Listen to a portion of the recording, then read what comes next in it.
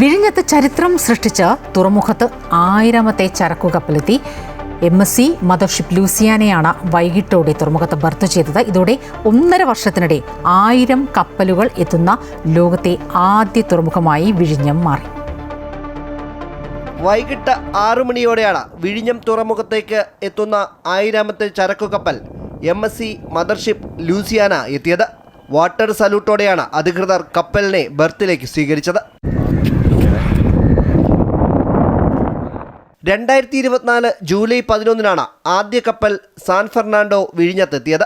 ഇന്നത്തോടെ 1.5 വർഷത്തിനിടെ 1000 കപ്പലെത്തുന്ന ലോകത്തെ ആദ്യ തുറമുഖമായി വിഴിഞ്ഞം അന്താരാഷ്ട്ര തുറമുഖം മാറി. ആദ്യ കപ്പലിനെ പിടിച്ചുകെട്ടിയ വിഴിഞ്ഞം നിവാസികൾ ഉൾപ്പെടുന്ന സാങ്കേതിക വിദഗ്ധരുടെ water line shipping and logistics തന്നെയാണ് ലൂസിയാനയെയും ബർത്തിൽ ബന്ധിപ്പിച്ചത്. 1.5 വർഷത്തിനിടെ 20 ലക്ഷം TEU കൈകാര്യം ചെയ്തെന്ന നേട്ടം വളരെ വേഗത്തിൽ നേടാൻ വിഴിഞ്ഞം തുറമുഖത്തിന് ആയി. അമൃത ന്യൂസ്, തിരുവനന്തപുരം.